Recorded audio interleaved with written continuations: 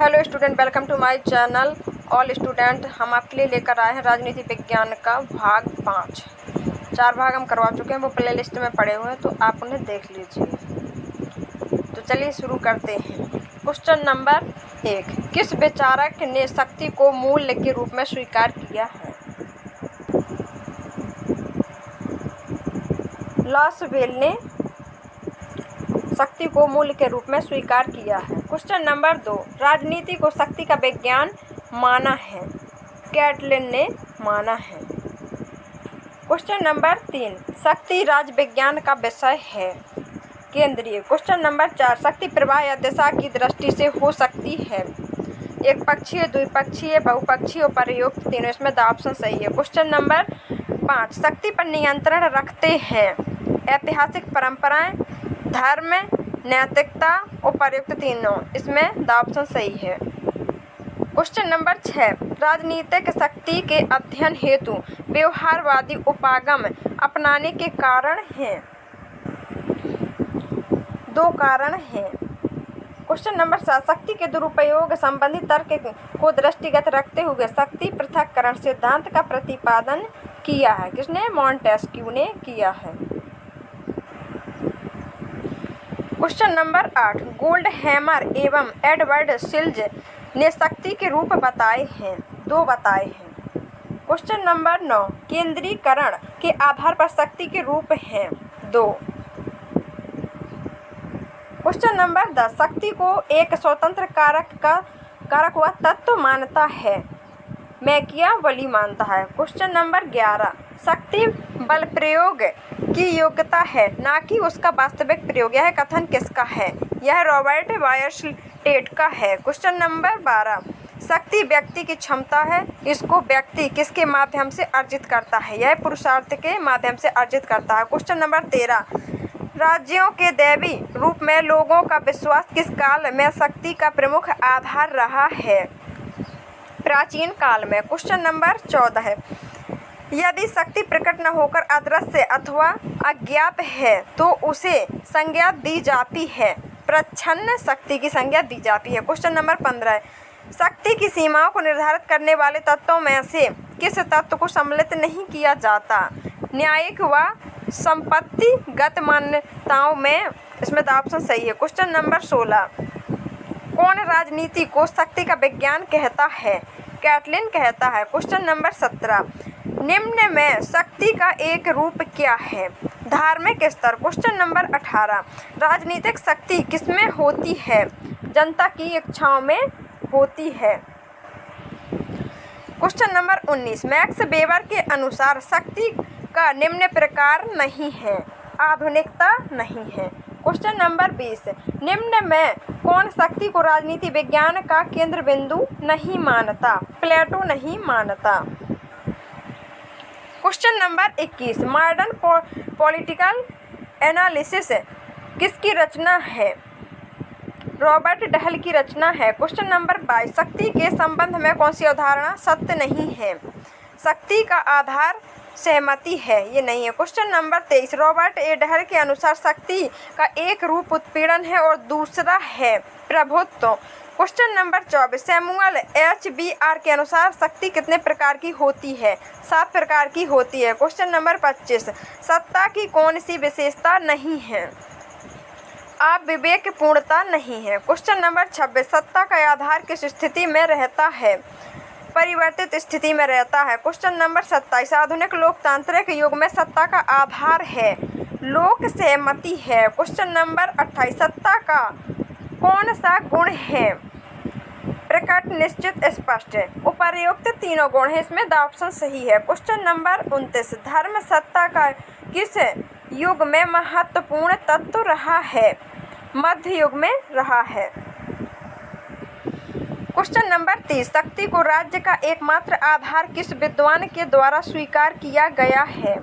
Hobbs के द्वारा। Question number 31, पैतृक परंपरा सत्ता का आधार होती है?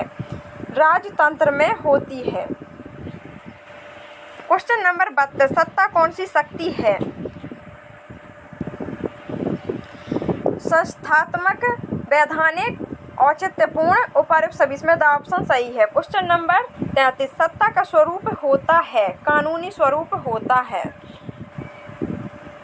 क्वेश्चन नंबर 34, राजनीतिक संगठनों में स्थापित किया जाता है, सत्ता, शक्ति, सातत्य। क्वेश्चन नंबर 35, शक्ति के बिना सत्ता अप्रभावी होती है, यह कथन है, बचरास का यह कथन है। क्वेश्चन नंबर 36, प्रभाव एक अमूर्त अवधारणा है जिसके आधार पर व्यक्ति की गरिमा बढ़ती है, यह कथन किसका है, यह रोवे का यह कथन है। क्वेश्चन नंबर 37, प्रभाव के स्रोत हैं संपत्ति, स्वास्थ्य, शिक्षा, उपर्युक्त सभी इसमें द ऑप्शन सही है। क्वेश्चन नंबर 38, सत्ता को सक्रिय बनाए रखने के उद्देश्य से भी महत्वपूर्ण स्थान है प्रभाव का। क्वेश्चन नंबर 39, प्रभाव की एक विशेषता नहीं है, उसे देखा नहीं जा सकता। क्वेश्चन नंबर 40, अधिकार स्वयं सिद्ध, निरपेक्ष, पूर्ण सामाजिक तथा जन्मजात है, यह कथन अधिकारों के किस सिद्धांत से संबंधित है, यह कथन प्राकृतिक सिद्धांत से संबंधित है। क्वेश्चन नंबर 41, बेंथम तथा मिल विश्वास रखते थे, समाज कल्याणकारी अधिकारों के सिद्धांत में रखते थे। Question number 42, TH. ग्रीन के अनुसार प्राकृतिक अधिकार वे अधिकार हैं जो व्यक्ति के नैतिक विकास के लिए आवश्यक हैं। क्वेश्चन नंबर 43, अधिकार इसलिए कार्यान्वित किए जाते हैं क्योंकि वे अधिकार हैं, वे अधिकतर इसलिए नहीं हैं कि उनका क्रियान्वयन होता है, यह कथन व्याख्या करता है अधिकारों के आदर्शवादी सिद्धांत की, इसमें द ऑप्शन सही है। क्वेश्चन नंबर 44, अधिकार तथा कर्तव्यों के संबंध में कौन सी स्थिति सत्य है, एक दूसरे के पूरक। क्वेश्चन नंबर 45, कर्तव्यों को वर्गीकृत किया जा सकता है, दो भागों में किया जा सकता है। क्वेश्चन नंबर 46, भारत के संविधान में नागरिकों के कितने मूल कर्तव्य हैं, 10 मूल कर्तव्य हैं। क्वेश्चन नंबर 47, अपने कर्तव्यों का पालन कीजिए तथा अधिकार स्वयं ही तुम्हें मिल जाएंगे, यह कथन किसका है, यह महात्मा गांधी जी का कथन है। क्वेश्चन नंबर 48, लास्की के अधिकार संबंधी विचार उसकी इस प्रसिद्ध कृति में मिलते हैं, दी ग्रामर ऑफ दी पॉलिटिक्स, इसमें ऑप्शन सही है। क्वेश्चन नंबर 49, अधिकार मनुष्य के आंतरिक विकास की बाह्य परिस्थितियां हैं, यह कथन किसका है, यह टी.एच. ग्रीन का कथन है। क्वेश्चन नंबर 50, व्यक्ति के अधिकारों को सामाजिक संबंधों के संदर्भ में देखता है, मार्क्सवाद देखता है। क्वेश्चन नंबर 51, मतदान का अधिकार है, राजनीतिक अधिकार। क्वेश्चन नंबर 52, किसने कहा है, अधिकार सामाजिक जीवन की वे परिस्थितियां हैं जिनके बिना साधारणतः कोई मनुष्य अपना पूर्ण विकास नहीं कर सकता, मैकन यह कथन। क्वेश्चन नंबर 53, राज्य अधिकारों की सृष्टि नहीं करता वरन उन्हें मान्यता प्रदान करता है, यह कथन किसका है, यह लास्की का कथन है। क्वेश्चन नंबर 54, किस अधिकार को राज्य मान्यता प्रदान करता है, वैधानिक अधिकार को। क्वेश्चन नंबर 55, अधिकार वह दावा है जिसे समाज स्वीकार करता है और राज्य लागू करता है, यह कथन किसका है, यह कथन बोसांके का है। क्वेश्चन नंबर 56, निम्न अधिकारों का एक तत्व है, अधिकारों की रक्षा राज्य द्वारा होती है, इसमें ऑप्शन सही है। क्वेश्चन नंबर 57, राजनीतिक दायित्व के आदर्शवादी सिद्धांत के प्रतिपादक हैं, प्लेटो हैं।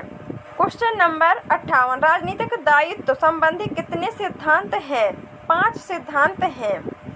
क्वेश्चन नंबर 59, अधिकतम व्यक्तियों को अधिकतम सुख प्रदान करके अपनी उपयोगिता सिद्ध करता है, उपयोगितावादी सिद्धांत। यहाँ क्वेश्चन में भी उपयोगिता है और आंसर में भी उपयोगिता है, तो आप इसे समझ लीजिए।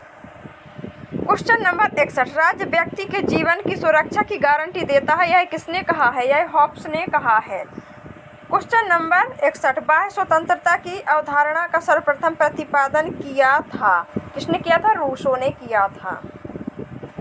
क्वेश्चन नंबर 62, 20वीं शताब्दी में स्वतंत्रता के नकारात्मक दृष्टिकोण के अग्रतम प्रतिपादकों में से एक है आइजिया बर्लिन है। क्वेश्चन नंबर 63, सकारात्मक स्वतंत्रता के लिए अधिकारों की आवश्यकता प्रतिपादित करने वाला विचारक है लॉस्की। क्वेश्चन नंबर 64, कानून एवं स्वतंत्रता को विरोधी मानने वाली विचारधारा है अराजकतावादी। क्वेश्चन नंबर 65, प्राकृतिक स्वतंत्रता का समर्थक है रूसो प्रकृति से जुड़े थे। क्वेश्चन नंबर 66, निम्नलिखित लैटिन शब्दों में से स्वतंत्रता शब्द की उत्पत्ति किससे हुई? लिबर से हुई। यहाँ लैटिन लिबर, आप इस ट्रिक से याद रख लीजिए। क्वेश्चन नंबर 67, निम्नलिखित में से कौन आर्थिक स्वतंत्रता के साथ संबंधित नहीं है? निर्वाचित होने का अधिकार नहीं है। क्वेश्चन नंबर 68, निम्नलिखित में से किसको नकारात्मक स्वतंत्रता कहते हैं? राजनीतिक स्वतंत्रता को कहते हैं। क्वेश्चन नंबर 69, जिस प्रकार सौंदर्य कुरूपता के अभाव का नाम नहीं होता उसी प्रकार स्वतंत्रता प्रतिबंधों के अभाव का नाम नहीं है। यह किस विद्वान का कथन है? यह ग्रीन का कथन है। क्वेश्चन नंबर 70, आर्थिक समानता के अभाव में राजनीतिक स्वतंत्रता केवल एक भ्रम है। यह मत है कोल का, यह मत है। इसमें तो ऑप्शन सही। क्वेश्चन नंबर 71, तो स्वतंत्रता के लिए विकेंद्रीकरण को कौन विचारक आवश्यक मानता है?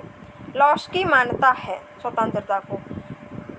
क्वेश्चन नंबर 72, स्वतंत्रता की रक्षा के लिए आवश्यक नहीं है संघात्मक शासन व्यवस्था। क्वेश्चन नंबर 73, ग्रीन ने स्वतंत्रता की किस प्रकार परिभाषा की है?